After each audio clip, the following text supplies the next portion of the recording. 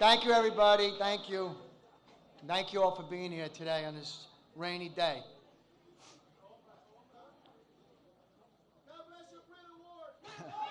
Thank you. I could use all the help I can get. Thank you. Welcome, everybody, to HTC. We're going to get started because this room looks like it's a little crowded. I want to acknowledge a few people if I can. First, Assembly Member Robert Carroll is here. Can we...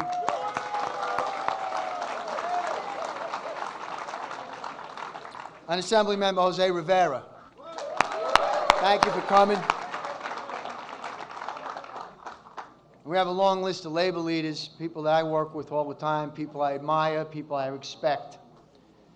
First, Vincent Alvarez from the New York City Central Labor Council. Vinny.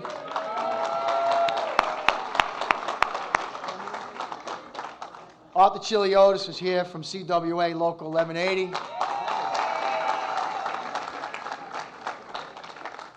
Ron Diaz, President of the Hudson Valley Labor Federation.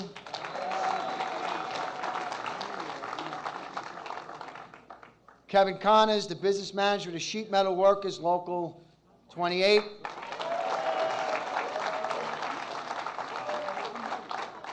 Jill Ferrillo is here, the executive director of the New York State Nurses Association. Jill, my daughter, is a nurse, so I have a special place in my heart for nurses. Julie Kushner, director of the UAW, Region 9.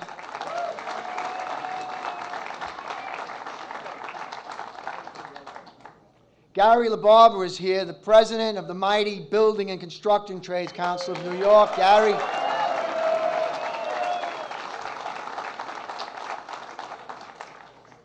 Ellen Redmond, international representative for the IBEW.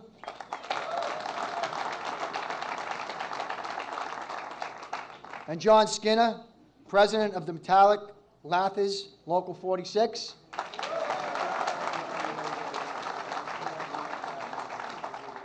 And Anthony Spellman, president of the UFCW, Local 1500.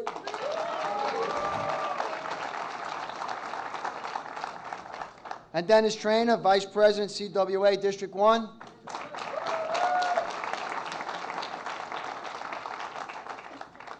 And we have some folks here from the governor's office. Alfonso David, counsel to the governor.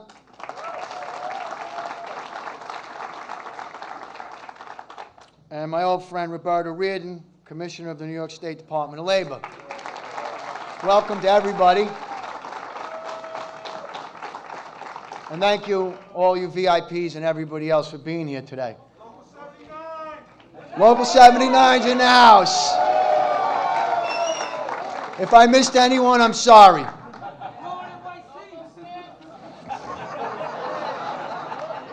You all just want to name them, just name them, we'll clap. So we're here for a special occasion today.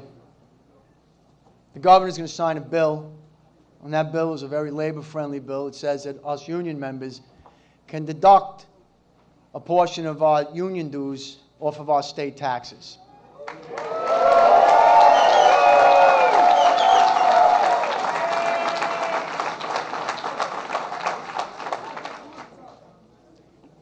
Now, this is important for two reasons. The first is obvious. It saves us all a little money. But the second is really more important.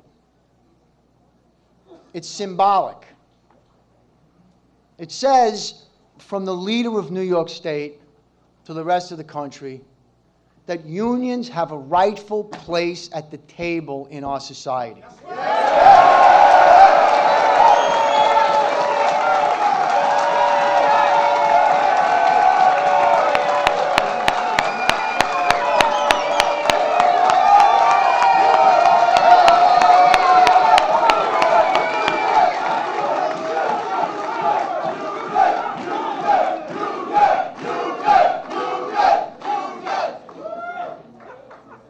It says that the interest of the working class matters, and that the preservation of a middle class and uplifting people into the middle class matters.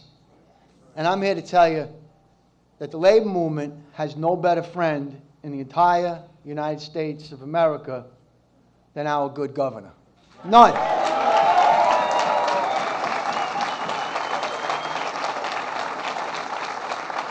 And he don't talk about it. He does it. And he's been doing it since day one.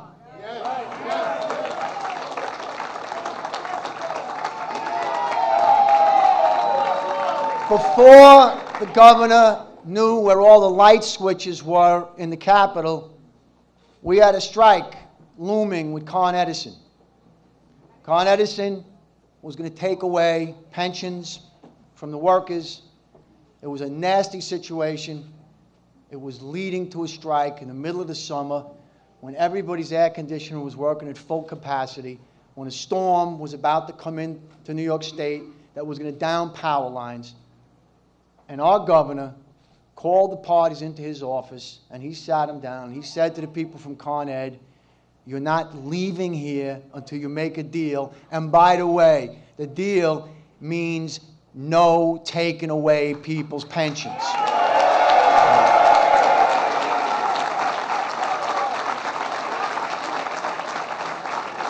A lot of people don't know that story, and there are dozens of stories like that where the governor used his influence, used his personality, used his command of the facts, used his bully pulpit to say to employers, you can't come to New York State and do the wrong thing when it comes to working people. Thank you, Governor.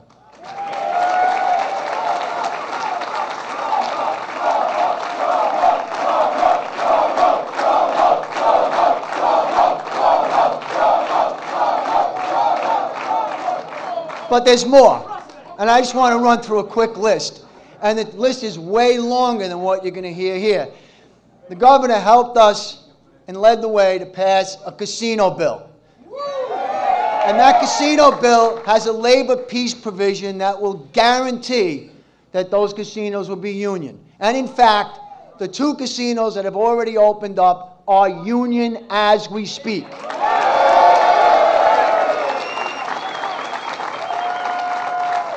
We've created a new industry in New York State out of whole cloth, and the governor has made sure that that industry will provide health care, pensions, and a dignified work environment to the employees. The only people making money are not going to be the owners. New York State's going to get its fair share for taxes for our schools, and workers will be taken care of.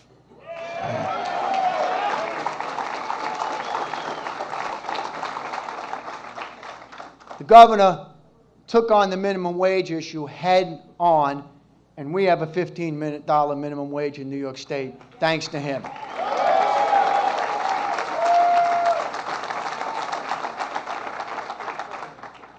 All you hotel workers here will remember last summer when we were in a dogfight with Airbnb. And you remember that we were fighting to pass a law to begin to put a fence around a company that was unfairly competing with hotels and hurting the middle class. Airbnb is a $30 billion company with deep pockets. They hire lobbyists and they spend money on TV ads like it's that, like water. The governor had the courage to stand up and sign the bill. The bill is law today, and we're starting to enforce that law, and it's having an effect on Airbnb. And this year, Airbnb's business in New York is down 10%.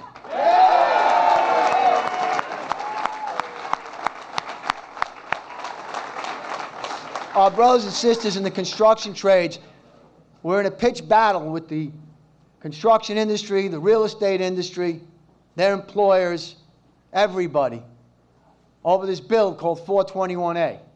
This bill that takes your money, that takes my money, that takes taxpayers' money, and gives it to real estate developers to build. And do we want them to build? We do. Do we want them to create jobs? I think we do. This bill didn't require them to create union jobs when they were doing the construction. The governor stood alone, the only person that stood shoulder to shoulder with the trades right through to the bitter end and made sure, put it on his shoulders and carried it over the finish line and made sure that the building and construction trades were taken care of in 421A. Thank you, Governor.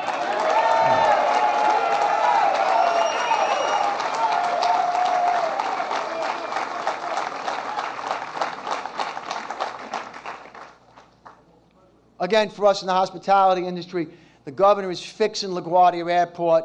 The governor is investing in Kennedy Airport. The governor is building, making sure that a hotel right now is being built in Kennedy Airport. That will be, at the end of its construction, a Union Hotel. And these airports are the gateway to our city. They're the gateway to New York State. And they're run down, and they're an embarrassment. And we should lead the world, and the governor is making sure that we're going to spend the money to have the infrastructure that promotes the business that's vital to our state. It's being built Union, and it's going to be run Union, and it's going to take care of the middle class.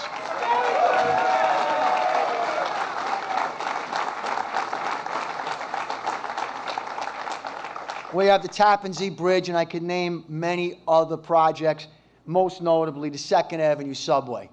The 2nd Avenue Subway is a vital piece of infrastructure to our community, and it got done because the governor decided to own it the last couple of years. Because he set deadlines, he pushed, he never let go. He insisted it open up on New Year's, and it did.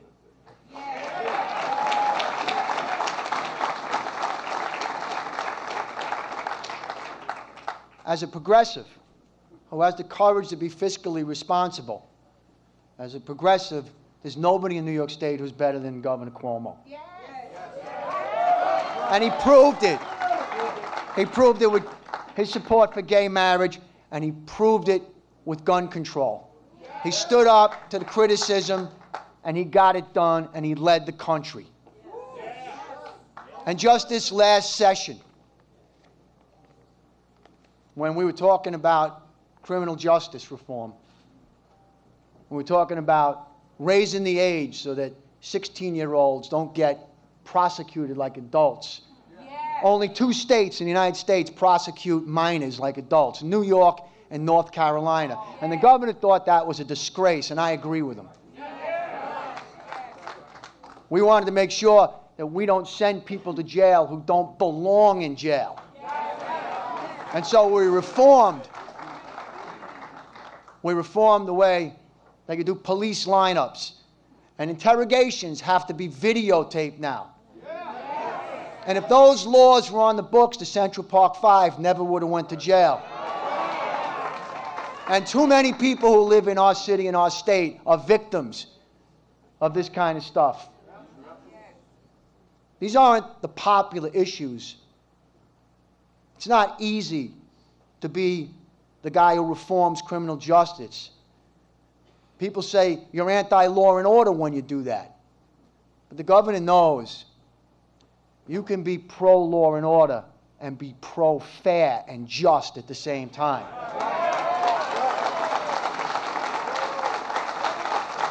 And I can say, because I was involved in it, we don't get criminal justice reform, which is progressive and important in New York State and important for the rest of the country, and won't happen in the rest of the country if New York State doesn't lead on it. And we don't get it if this guy doesn't pick it up, put it on his back, and carry it over the finish line. Thank you, Governor.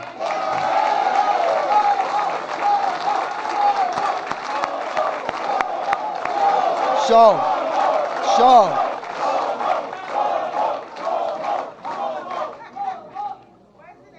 I want to say again, thank you all for being here.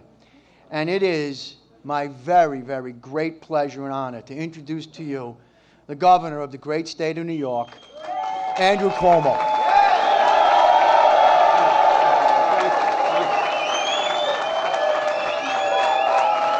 Thank you.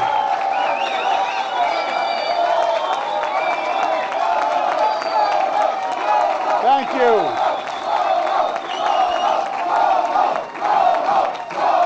Thank you. Thank you very much.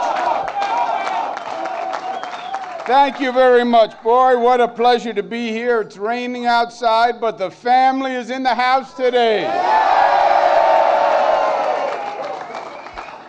And we are family. And we go way, way back. My father, Mario Cuomo, would not have been governor without the people in this room, and I thank you. I would not have been governor without the people in this room, and I thank you.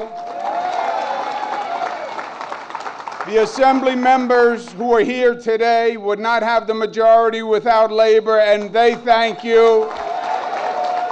The city council members who are here today wouldn't have the majority without labor, and they thank you.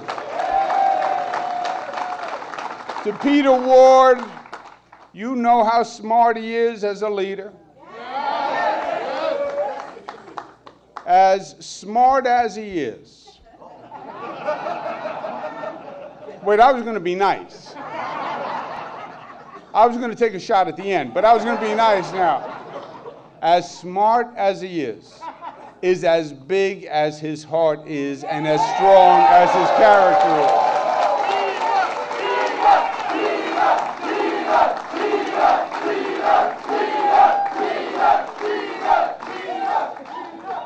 I do believe he happens to be getting better looking as he gets older, isn't he? And he is dressing pretty fancy, isn't it? Tell the truth. No, he is looking good. He looks like an Abercrombie & Fitch model, Peter Ward. Something's going on. I don't know what it is. Give him another round of applause, Peter Ward.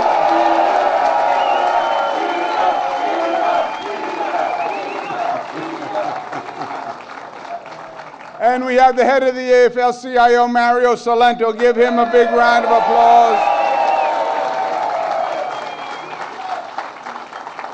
Today's bill, which is going to make history, this law, would not have happened without the leadership of Mario Salento working day in and day out. And let's give him another round of applause.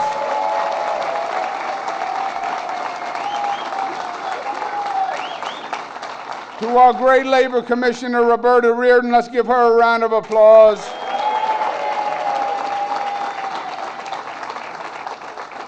And let me say this, such a great group that's here today. Let me make a couple of quick points, and then we're going to get to work. First, this is a very important time in this nation. Truth is, the middle class is under attack, the working families are under attack, and they are going backwards. In real wages, middle class wages are behind where they were 20 years ago. Just think about it. All the pundits on TV say, well, we don't understand why there's such anger and anxiety. I'll tell you why there's anger and anxiety. Imagine working for 20 years and going backwards. That's anger and anxiety. Not only do you worry about your own life and your lifestyle, but then you start to wonder, what's going to happen to my kids? And the whole American dream was that your kids were going to do better than you were. And they were going to get an education and they were going to get ahead. Now you have to wonder whether or not your kids are going to even achieve what you've achieved in your life. And that's the anger we feel. And Washington's response is to declare war on the labor movement that built the middle class in the first place. Remember, the middle class is the middle class because the labor movement made it. When workers unified, the employers had to give a fair share of wages to the workers. When workers unified, that's when workers were treated decently with retirement benefits and pensions and safe working conditions. It's the labor movement that built the middle class, and it's the labor movement that's going to have to rebuild the middle class in this country.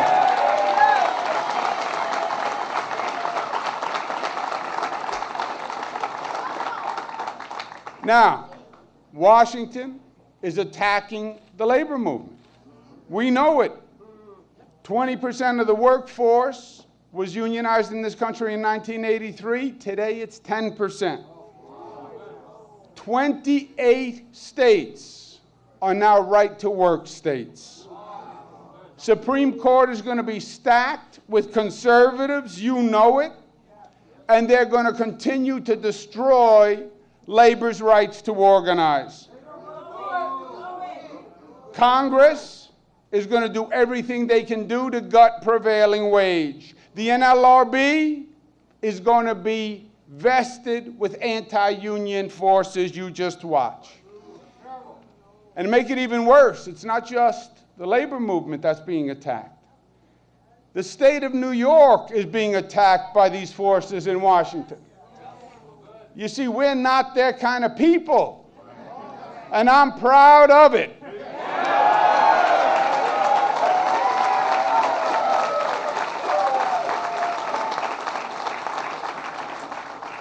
Look at what they've done in just the first 100 days.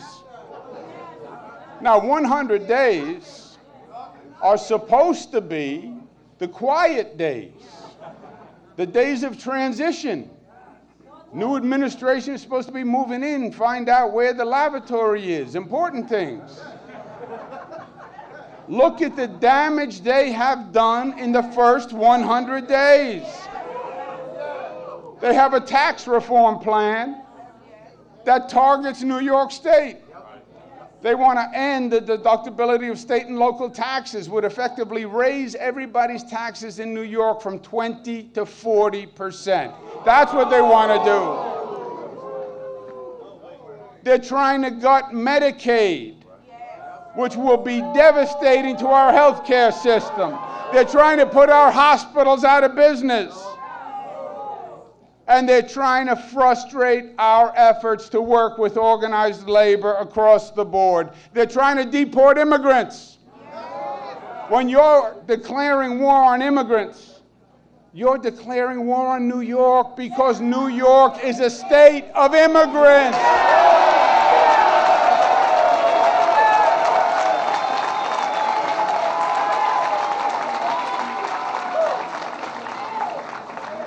You want to deport immigrants? I say to them, start with me, Andrew Cuomo, the son of Andrea and Immaculata Cuomo, Italian poor immigrants, because that's this state and that's who we are.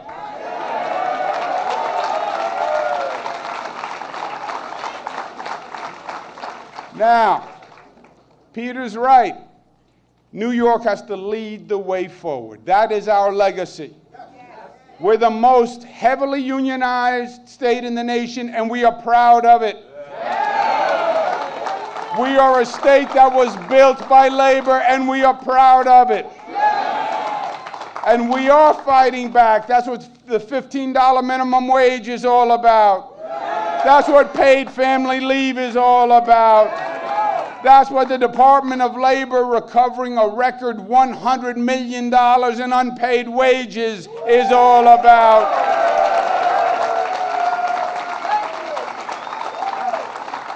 That's what our commitment to do no construction job without a PLA is all about.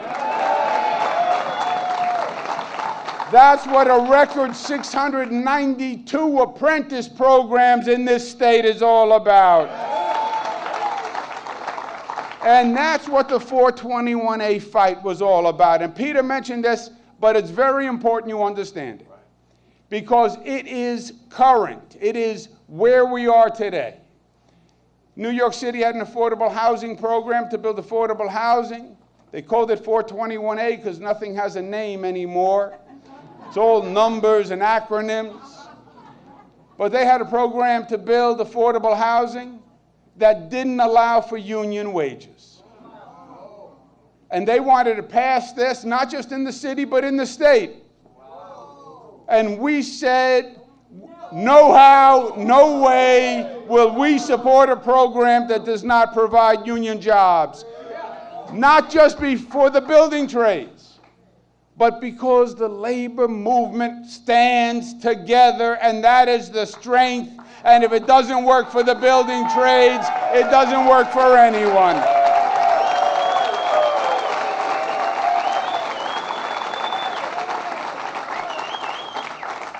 And that's what we're saying to Washington. Now, what Washington's going to try to do is they're going to try to divide and conquer. It's the oldest strategy in the book. And they're going to try to pull us apart and take one union here and one union there. And we have to be on our guard. And our message and our strategy is simple. It's not the building trades or HTC or 1199 or CWA or RWDSU or 32BJ. It's all of us together.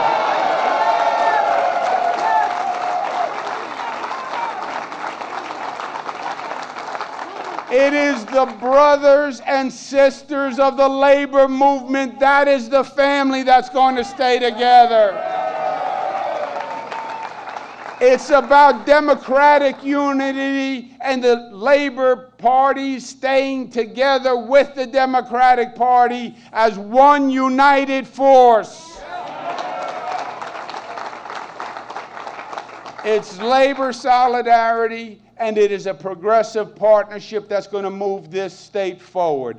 New York is going to lead the resistance and the opposition against what they're doing in Washington, D.C.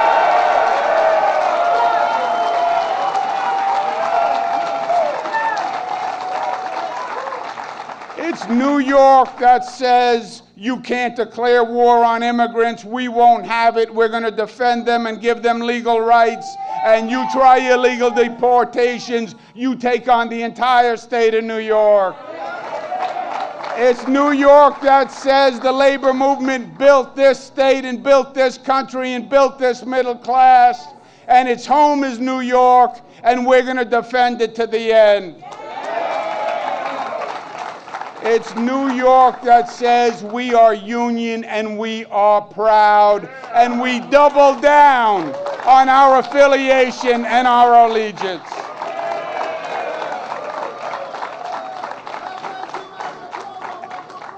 And that's why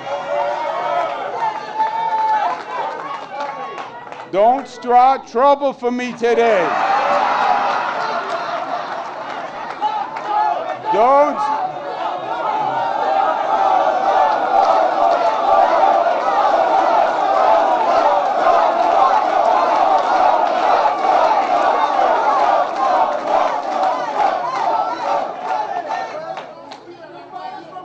You are supposed to be my friends. This is not helpful. Well, let me ask you this question. Let me change the topic for a second, if I might. I am running for re-election as governor of New York. Are you with me? Are you with me? All right.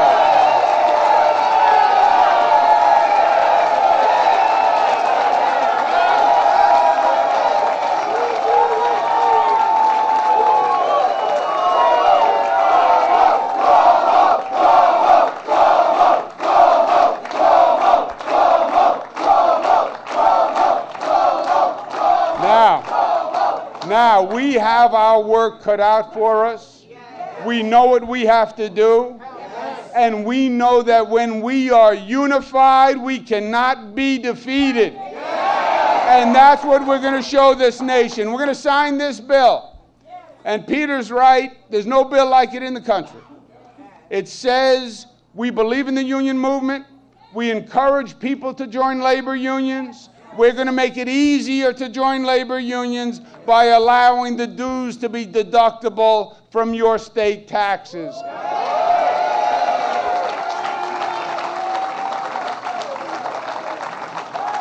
It will save 500,000 labor members over $50 million, and we are proud of it. And it is just an example of the relationship, the trust, the love, and the similarity that exists among this group. And we're going to make labor stronger than ever in this great state of New York. Thank you, and God bless you.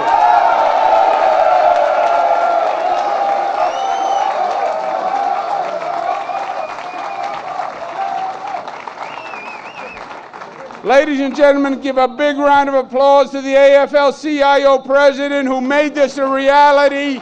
He's the man who's leading the banner, Mario Salento.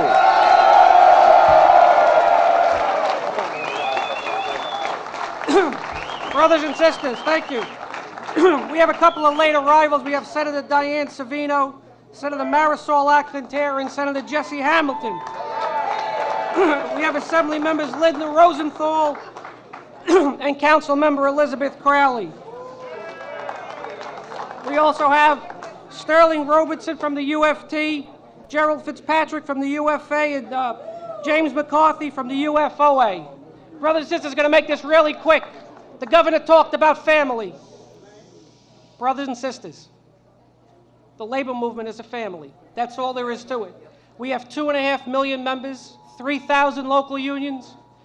We represent 24% of the workforce, twice the national average. 1 out of every 7 union members in the country comes from the state of New York.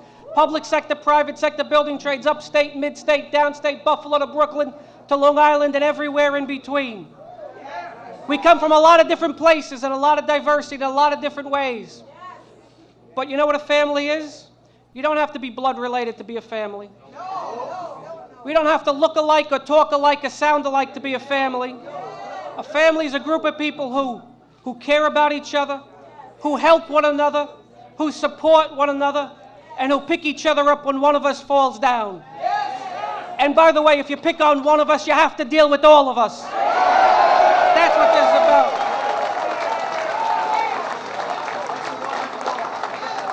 So let me just say this very quickly.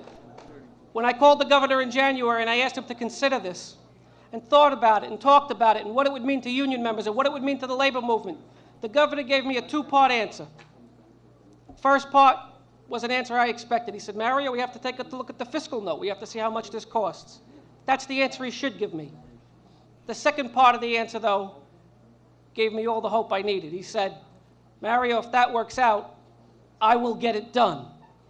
Brothers and sisters, we are standing here today because our governor got it done.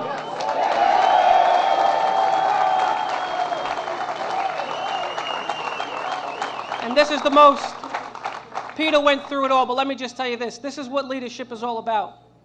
You know, leadership is not hoping something gets done. Leadership is not leading by press release. Leadership is being there by example. It is about dedication and commitment. And it is about putting everything you have into everything you believe.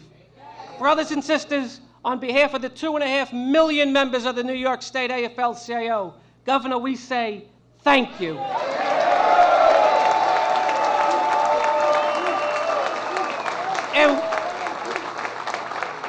And with that, Governor, let's join you and we'd like to sign this bill. Thank you.